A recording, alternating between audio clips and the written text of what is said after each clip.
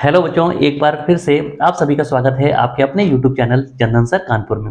बच्चों, जैसे कि आप जानते हैं कि इस समय मैं आपको ज्योग्राफी पढ़ा रहा हूं और ज्योग्राफी में भी वर्ल्ड ज्योग्राफी। तो मैंने बिल्कुल नई क्लासेस शुरू की हैं और शुरू से मैं आपको बेसिक से बिल्कुल लेके चल रहा हूं और सारी की सारी जो जितने भी सिलेबस में चैप्टर है वो सभी के सभी मैं आपको पढ़ाऊंगा। तो आप जानते होंगे कि पिछली जो क्लास थी उसमें मैंने आपको ब्रह्मांड के बारे में बताया था और आज की जो हमारी क्लास है उसमें आप यहाँ पे देख भी सकते हैं कि जो टॉपिक होगा वो निहारिका और आकाशगंगा के बारे में मैं आपको बताने वाला हूँ।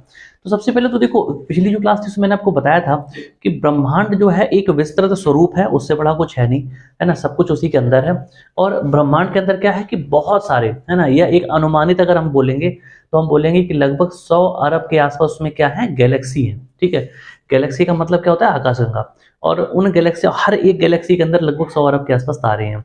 तो यहाँ पे अगर हम देखेंगे तो हमने ब्रह्मांड पिछली क्लास में पढ़ा था। अगर आपने ब्रह्मांड, यूनिवर्स या कॉस्मोस, है ना, ये चैप्टर नहीं पढ़ा है तो आप पिछली क्लास में जाकर देख लें। अच्छा, एक और इन्फॉर्मेशन मैं देना चाहूंगा कि आपको क्लास जैसी भी लग रही है ना, आप मुझे कमेंट करके बता सकते हैं। इसके साथ साथ डिस्क्रिप्शन में व्हाट्सएप का एक लिंक भी दिया होगा, तो वहां पे आप क्लिक करके हमसे, हमारे साथ डायरेक्ट आप व्हाट्सएप पर जुड़ सकते हैं और अगर आपको कोई दिक्कत आती है तो व्हाट्सएप पे हमें मैसेज भी कर सकते हैं। ठीक है बच्चों, तो आइए शुरू करते हैं। तो सबसे पहले देखिए, यहाँ पे मैंने दो शब्द लिखे हैं, है ना। पिछली क्लास में ब्रह्मांड मैंने आपको बता दिया था, उसको एक बार देख लेना। तो यहाँ पे दो शब्द है, एक निहारिका लिखा है और एक आकाशगंगा लिखा है। ठीक है, और इंग्लिश में देखेंगे तो यहाँ पे मैंने लिखा है नेबुला और गैलेक्सी। तो आखिर इनका मतलब क्या है, इसको मैं समझाने की कोशिश करता हूँ। देखो, सबसे पहले निहारिका को ही हम नेबुला कहते हैं, आकाशगंगा को गैलेक्सी कहते हैं। ठीक है, अब ये है क्या देखो, मैंने आपको बताया कि ब्रह्मांड में लगभग 100 अरब के आसपास क्या है, गैलेक्सी है।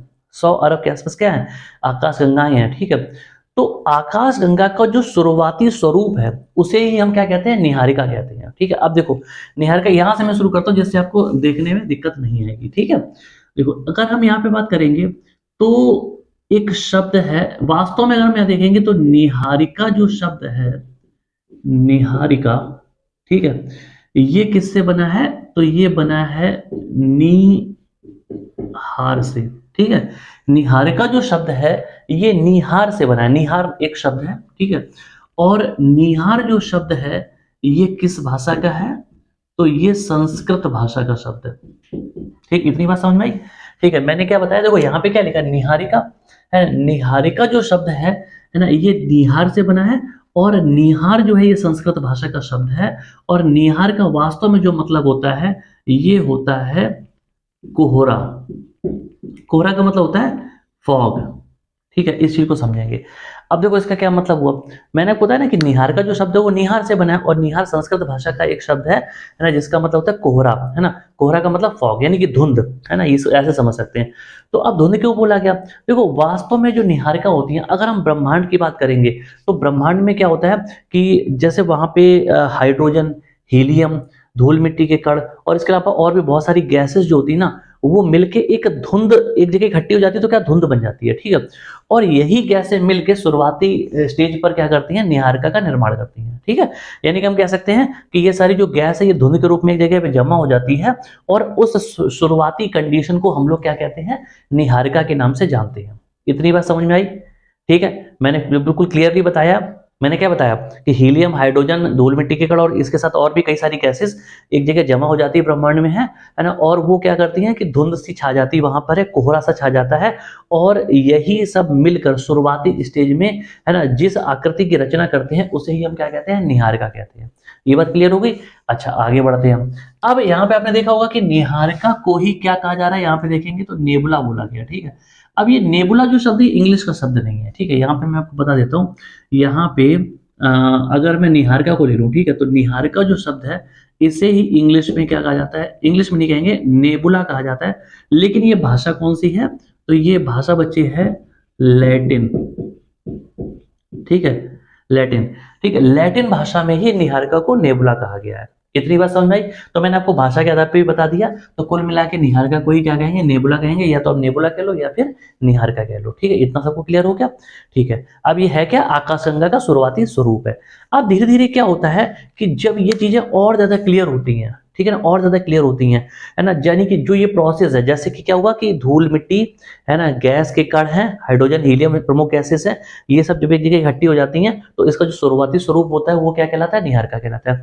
धीरे धीरे करके जब ये स्वरूप और ज्यादा विकसित होता है ना, विकसित होता है, तो इसमें क्या होता है कि बहुत सारे तारों का निर्माण हो जाता है और बहुत सारे गैसीय पिंड बन जाते हैं, ठीक है। तो जब इसका विकास हो जाता है पूरी तरह से, तब वो क्या कहलाता है, तब वो कहलाता है आकाशगंगा, ठीक है। और आकाशगंगा को ही हम क्या कहते हैं, गैलेक्सी कहते हैं। इतनी बात समझ में आई, ठीक है। अच्छा, अगर हम आकाशगंगा की बात करेंगे तो मैंने आपको पिछली क्लास में बताया होगा कि अगर हम आकाश गंगा की बात करेंगे, आकाश गंगा को हम क्या बोलते हैं, गैलेक्सी, ठीक है। तो इनकी संख्या लगभग 100 अरब के आसपास है, ठीक है। आकाश गंगाओं की संख्या टोटल कितनी है, लगभग 100 अरब के आसपास है, ठीक है। अच्छा, इसके बाद एक विद्वान थे, उनका नाम था होरले, ठीक है। एक होरले नाम के एक विद्वान थे, तो उन्होंने ये बताया था कि अनुमानित जो संख्या है वो 100 अरब के आसपास है, और 100 अरब में से, है ना, लगभग 10 अरब, ठीक है, के आसपास जो गैलेक्सी हैं उनको कहीं ना कहीं दूरबीन से देखा जा सकता है, ठीक है। इन्होंने बताया था कि इतनी गैलेक्सी को हम लगभग दूरबीन से देख सकते हैं, यानी कि पूरे ब्रह्मांड में ऐसा अनुमान लगाया गया कि लगभग 100 अरब के आसपास गैलेक्सी हैं, है ना, और जिनमें से लगभग 10 अरब के आसपास क्या है कि हम दूरबीन से देख सकते हैं। यहाँ तक कोई समस्या हो तो बताओ किसी बच्चे को, ठीक, इतनी बात तो समझ आ गई होगी ना, ठीक है। आगे बढ़ते हैं। अब देखो इसके बाद क्या हुआ, इसके बाद अब हम आते हैं कि हमारी गैलेक्सी पे। देखो सबसे पहले हमने आपको क्या बताया कि नीहारिका क्या होता है, और नीहारिका क्या है, आकाशगंगा का शुरुआती स्वरूप है, और जब ये विकसित हो जाता है तो आकाशगंगा कहलाता है, ठीक है। और आकाशगंगा को हम इंग्लिश में क्या कहते हैं, गैलेक्सी कहते हैं, ठीक है। अच्छा, अब हम गैलेक्सी की संख्या कितनी है, इतनी है, और कितनी गैलेक्सी को हम दूरबीन से देख सकते हैं, लगभग इतनी, यानी कि 10 अरब के आसपास, ठीक है। अब हम आते हैं हमारी गैलेक्सी पे, ठीक है। हमारी जो गैलेक्सी है ना, उसके आपने बहुत सारे नाम सुने होंगे। तो हमारी जो गैलेक्सी है वास्तव में इसका नाम क्या है, मंदाकिनी, ठीक है। हमारी जो गैलेक्सी इसका नाम क्या है, मंदाकिनी, ठीक है।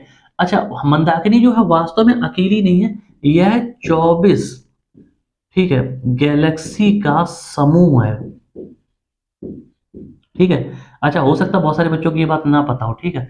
जो हमारी मंदाकिनी है, हमारी जो आकाशगंगा यानी कि गैलेक्सी है ना, उसका नाम क्या है, मंदाकिनी। और मंदाकिनी जो है वो अकेली तो है, साथ साथ उसमें और भी बहुत सारी मंदाकिनी जुड़ी हुई हैं। तो लगभग 24 के आसपास जो गैलेक्सी हैं, इनका ये समूह है। इतनी बात समझ, 24 आकाशगंगाओं का समूह है, ठीक है। अच्छा, अब क्या है कि इनमें से जो हमारी गैलेक्सी बहुत बड़ी है, ठीक है। हमारी गैलेक्सी आपने सुना होगा कि कई बार आपने एग्जाम में पढ़ा होगा कि जो हमारी गैलेक्सी उसका 80% जो भाग है, ठीक है, वो कैसा है, वो है सर्पिलाकार, ठीक है, सर्पिलाकार, ठीक है। सर्पिलाकार क्या होता है, सांप के आकार का, है ना, मतलब स्पाइरल, ठीक है। तो ऐसा है, ये हमने पहले से पढ़ा हुआ है, ठीक है। लेकिन वास्तव में अगर मैं आपको बताऊं तो ये 80% जो भाग सर्पिलाकार बोला गया है ना, ये पूरी की पूरी गैलेक्सी नहीं है। देखो हमारी गैलेक्सी पृथ्वी से हमें जितनी दिखाई पड़ती है, मेरी बात को समझना, ठीक है, सिर्फ हमें जितनी दिखाई पड़ रही है उस वाले हिस्से को हम क्या कहते हैं, मिल्की वे कहते हैं, ठीक है। और मिल्की वे को हिंदी में क्या कहते हैं, दुग्ध मेखला कहते हैं।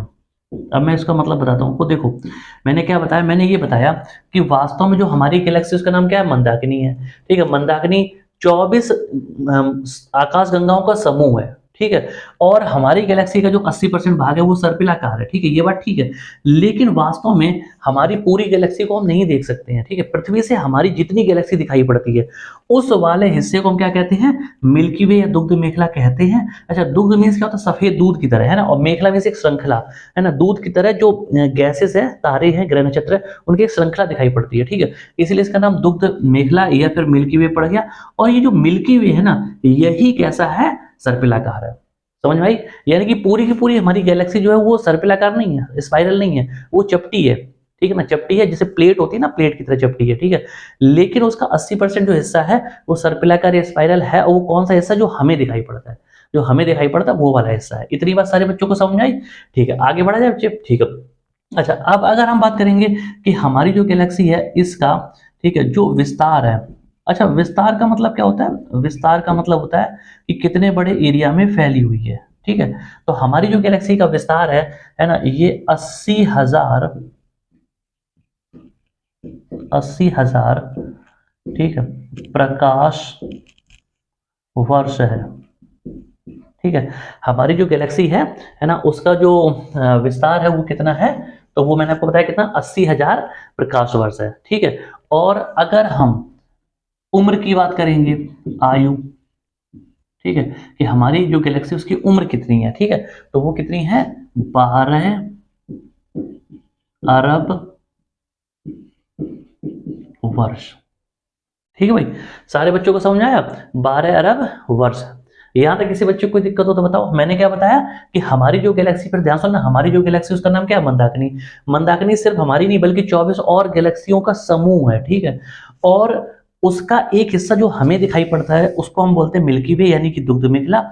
और वो कैसा है, सर्पिलाकार यानी कि स्पाइरल है। और पूरी की पूरी अगर हम मंदाकिनी की बात करेंगे तो वो चपटी है। ठीक है। जो हमें हिस्सा दिखाई पड़ता है वो स्पाइरल है, सर्पिलाकार है। अच्छा, कितने बड़े एरिया में फैली है, क्योंकि बहुत बड़ी बड़ी गैलेक्सी होती है। ठीक है। तो हमारी जो गैलेक्सी का आकार देखो, नॉर्मली कोई भी गैलेक्सी होती है वो 80,000 से लेके लगभग 1.5 लाख है ना प्रकाश वर्ष के एरिया में फैली होती है। ठीक है। लेकिन हमारी वाली जो है वो 80,000 प्रकाश वर्ष के एरिया में फैली हुई है। ये इसका आकार हो गया। ठीक है। इसकी उम्र कितनी है, तो लगभग 12 अरब वर्ष इसकी उम्र आंकी गई है। इतनी बात समझ आई। ठीक है, आगे बढ़ते हैं। इसके बाद देखो, जैसे अगर हम अपनी गैलेक्सी की बात करेंगे, है ना, तो इस तरह से मान लो हमारी गैलेक्सी है। ठीक है। तो गैलेक्सी का जो केंद्र है, ये है ना, जो केंद्र है, इस एरिया को कहा जाता है बल्ज। ठीक है, क्या कहा जाता है, बल्ज। मैंने बताया ना कि हमारी जो गैलेक्सी का केंद्र है उसे क्या कहा जाता है, बल्ज कहा जाता है। ठीक है।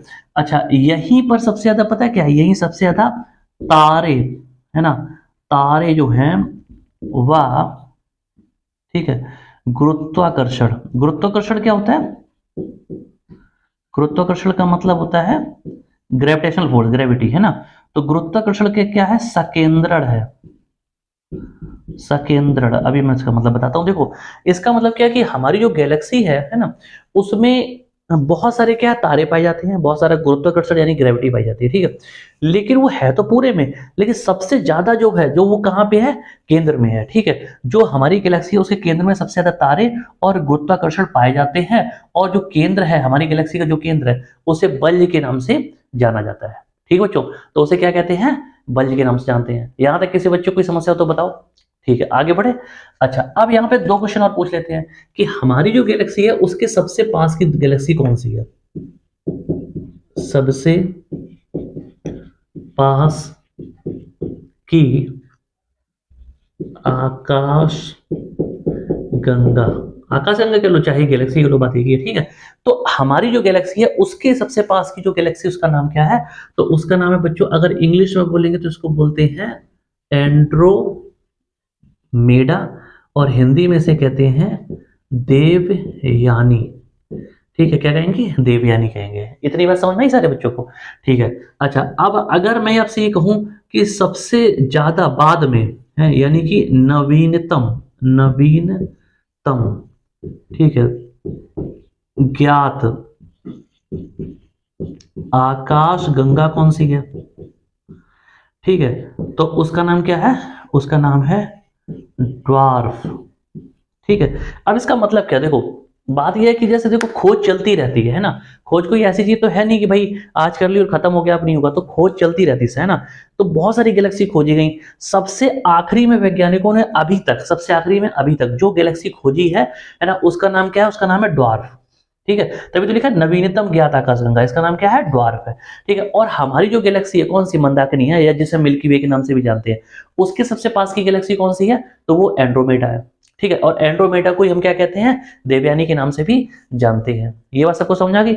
हमारी गैलेक्सी की जो उम्र है वो कितनी है, 12 अरब वर्ष है। ठीक है बच्चे, कितनी है, 12 अरब वर्ष है। अगर किसी बच्चे को यहाँ तक कोई भी समस्या हो तो मुझसे पूछ सकता है। ठीक है, 12 अरब वर्ष। अच्छा, गैलेक्सी के केंद्र को क्या कहते हैं, बल्ज कहते हैं। यहीं पे सबसे ज्यादा तारे और गुरुत्वाकर्षण पाए जाते हैं। ठीक है। अच्छा, 24 गैलेक्सियों का समूह है हमारी। हमें जो पृथ्वी से हिस्सा दिखाई पड़ता है वो सर्पिलाकार है, जिसको मिल्की वे दुग्ध मेखला के नाम से जानते हैं। हमारी गैलेक्सी का आकार कितना है या विस्तार कितना है, तो वो 80,000 प्रकाश वर्ष है। ठीक है। और ये मैंने आपको बता दिया था कि किस तरह से गैलेक्सी का नाम पड़ा, यानी कि हमारी जो गैलेक्सी है जिसको हम आकाशगंगा कहते हैं, तो वो और उसको वो किस तरह से बनी है, या कोई भी आकाशगंगा कैसे बनी है, तो निहारिका से बनी होती है। निहारिका शब्द का नाम कैसे पड़ा, निहारिका होता क्या, वो पूरा मैंने आपको बता दिया। ठीक है। तो इस छोटी सी क्लास में मैंने आपको जितने भी आंकड़े यहाँ पे बोर्ड पे देख सकते हैं, अपने प्रॉपर नोट्स बना लें और ये सारे आंकड़े लिख लेना, ठीक है। जितने भी पेपर लाइक आंकड़े जो पूछे जा सकते हैं वो मैंने इस चैप्टर से आपको बता दिए हैं, ठीक है बच्चों। तो ये क्लास आपको कैसी लगी ये मुझे कमेंट करके जरूर बताएं, और अगर कमेंट वीडियो पे करते हो तो बहुत अच्छी बात है, नहीं तो आप मुझे व्हाट्सएप का वहाँ पे लिंक दिया हुआ है और उस पर आप मुझे मैसेज कर सकते हैं। कॉल तो नहीं लगेगी लेकिन आप मुझे मैसेज कर सकते हैं, ठीक है बच्चों।